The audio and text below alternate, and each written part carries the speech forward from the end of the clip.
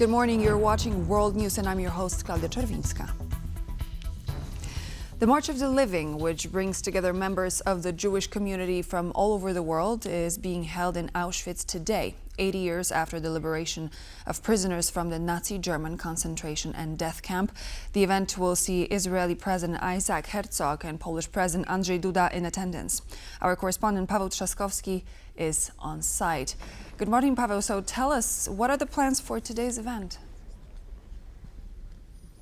Well, I'm standing now on the site of Auschwitz, German Nazi concentration camp, where the March of the Living will commence today. The Marches of the Living were initiated as an opposition to the so-called death marches, where forced evacuations from the concentration camps of its prisoners who, those who couldn't keep up along the way, were beaten, shot or left to die. In January 1945 alone, approximately 60,000 prisoners were forced to undertake such a march, 15,000 of whom did not make it, died or were killed on the way. Hence the Marches of Living, a symbol of hope, justice, memory and resilience, attended by survivors, their families, members of the Jewish community, including, as you rightly mentioned, this year, the Israeli President Izaac Herzog, who is at the moment meeting with his Polish counterpart Andrzej Duda. They are now both paying their respects and will later take part in the March of the Living proper,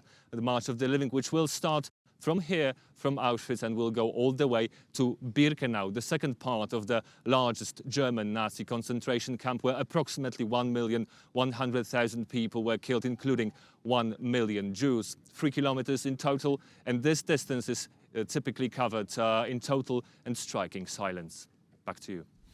Definitely an important event taking place today. Thank you so much. Paweł Trzaskowski reporting live from Auschwitz-Birkenau.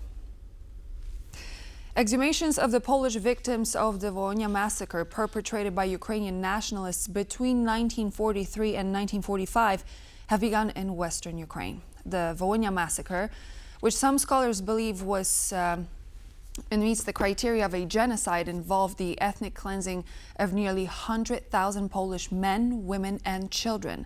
The decision to allow the search and exhumation of the remains of Polish victims of the massacre was announced at the end of November of 2024. Preliminary efforts begin today in Pużniki, a village in the Ternopil region where between 50 to 120 Poles were killed by Ukrainian nationalists in 1945. The situation in Pużniki in Ukraine is complicated for several reasons. First of all, it's still a war zone and the site is difficult to access. The entire situation around the exhumation process is also exposed to attacks from Russian disinformation. We're trying to be very prudent, very careful, especially when communicating issues related to the exhumation process, precisely because the situation requires a delicate touch. A group of about 20 specialists will be on site, and the entire process of genetic testing will be handled by a group of about 50 scientists. The Russian army has launched a massive combined strike on Kyiv overnight, killing at least 9 people and sparking fires throughout the capital, Ukrainian officials said early this morning. Now let's go live to our Ukraine correspondent, Oz Chatterjee, who's connecting with us again. Oz, what are the latest updates on the attack that took place overnight? What can you tell us?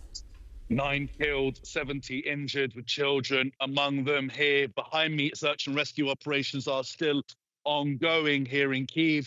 Now, these are residential buildings that were targeted. Absolutely no military targets anywhere near here.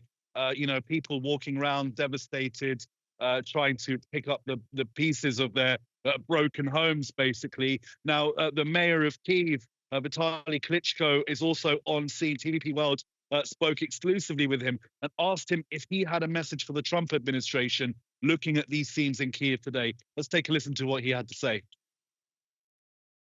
The United States is really important.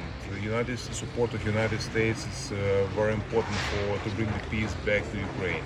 Russians never understand weak position. We have to be strong. We have to be united. Together we are time stronger, and that's why Ukraine needs support of the United States to bring the peace back to our homeland. But this peace we have to make pressure to the Russia. Russians understand just the power.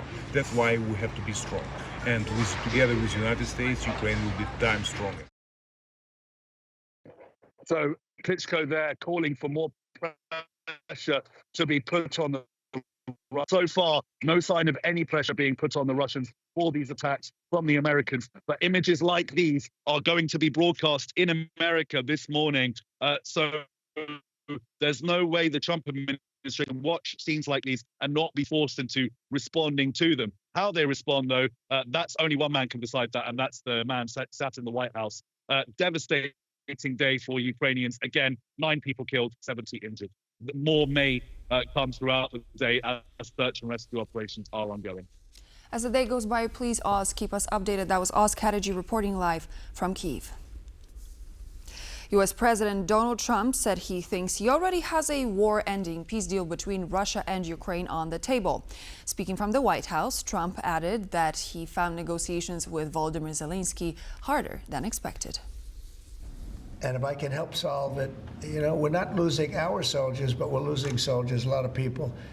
And if I can solve it because of a certain ability, that would be great. And if it doesn't happen, I will say that I think Russia is ready. And a lot of people said Russia wanted to go for the whole thing. And I think we have a deal with Russia. We have to get a deal with Zelensky, and I hope that Zelensky, I thought it might be easier to deal with Zelensky. So far it's been harder, but that's okay. It's all right. Are you hoping to meet with Vladimir Putin in Saudi Arabia? It's possible, but most likely not. I think we'll meet with him shortly thereafter. Ukraine's Prime Minister Denis Shmyhal said that Kyiv agreed with Washington to start working on a free trade zone. Shmyhal's comments come following his meeting with U.S. Secretary of the Treasury Scott Bessent. According to the Ukrainian official, authorities in Kyiv are seeking to boost bilateral trade with the United States. While in Washington, D.C., the Ukrainian Prime Minister called on the U.S. to strengthen energy sanctions against Russia. During his meeting with Bessent, Shmyhal also discussed the political aspects of the long-debated minerals agreement between Ukraine and the United States. Further details on the ongoing deal negotiations are expected to be unveiled by April 26th. Polish Minister of Foreign Affairs Radosław Sikorski spoke with U.S. Secretary of State Marco Rubio to discuss U.S.-Polish cooperation on ending the war in Ukraine. Rubio also praised Warsaw's efforts to bolster its deterrence capabilities through vast investments in defense. Secretary of State Marco Rubio spoke today with Polish Foreign Minister Radosław Sikorski. Secretary Rubio commended Poland's defense investments as an example for other European nations that must step up and commit more resources for national security. They also discussed further cooperation on ending the Russia-Ukraine war. The secretary expressed the United States' hopes that the peace proposal presented to Ukrainian and Russian officials will be accepted and lead to a lasting peace in Ukraine.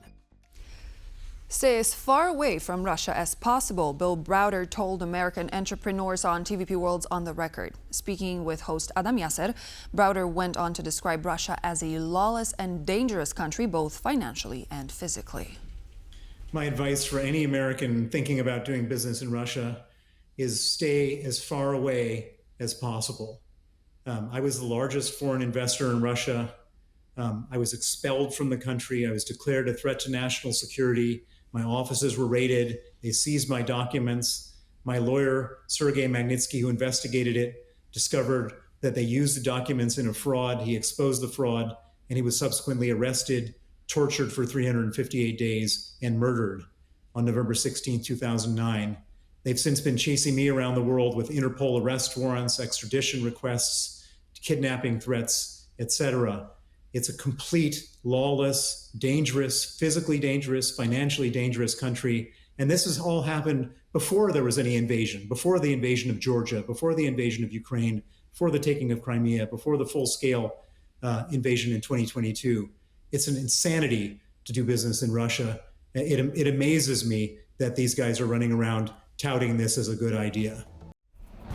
To hear more about the economic relations between Russia and the West, head to our YouTube channel where you will find the latest episode of On the Record. NATO Secretary General Mark Rutte is set to visit Washington, D.C. for meetings with Secretary of State Marco Rubio, Secretary of Defense Pete Hegseth, and National Security Advisor Mike Waltz.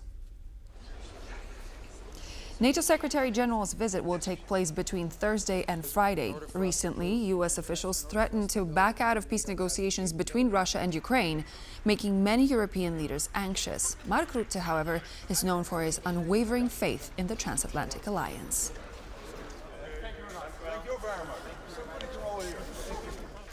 European Commission President Ursula von der Leyen is scheduled to travel across the English Channel to attend an energy summit on Thursday. But many see this work trip as an opportunity for the EU executive chief to hold court with UK Prime Minister Keir Starmer and shore up UK-EU relations on issues from fishing to defence. And now we're joined by Angela Skujins, who is going to tell us now more about this meeting. Angela, what can you tell us about what these leaders will discuss today?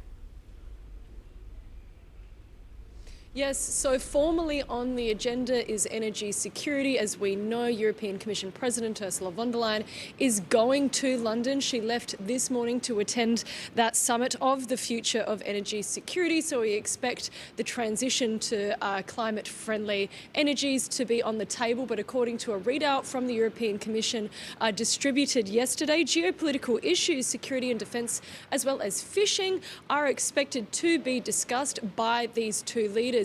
Many are understanding geopolitical issues to be shorthand for a mercurial mandate of US President Donald Trump and his tariff policy. But just circling back to security and defence, we know that UK Prime Minister Keir Starmer is expected to lobby that EU executive to be included as part of that €150 billion loan package as part of Rearm Europe. But as it stands currently, the UK is not allowed to participate as it is not part of the EU and does not have a security and defence pact with the EU. So many see these talks today as a step forward for the EU and the UK to inking that deal, but more will be revealed at a 4 p.m. press conference later, as well as the first ever EU-UK summit scheduled for the 19th of May. But that's all from me in Brussels. I'll send it back to you in Warsaw. Thank you. That was Angela Skujins reporting live from Brussels. China is offering to form a partnership with Canada to push back against the increased U.S. tariffs imposed by Donald Trump's administration. China's ambassador to Canada, Wang Di, says Beijing and Ottawa could work with other countries to prevent Washington from subverting global trade rules. In an interview with the Canadian press news outlet, the Chinese diplomat said neither Canada nor China had backed down over the U.S. and should work together. Chinese President Xi Jinping delivered a similar message during a recent tour of Southeast Asian nations, which faced some of the highest U.S. tariffs.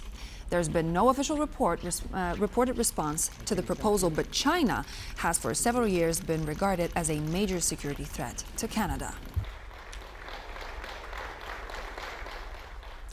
A dozen U.S. states sued the Trump administration and the New York City-based Court of International Trade to curb the American president's tariff policy. According to the Oregon Attorney General, the tariffs are unlawful and bring chaos to the American economy. Today, the Oregon Department of Justice is leading a coalition of 12 states in filing a lawsuit challenging the legality of President Trump's tariffs.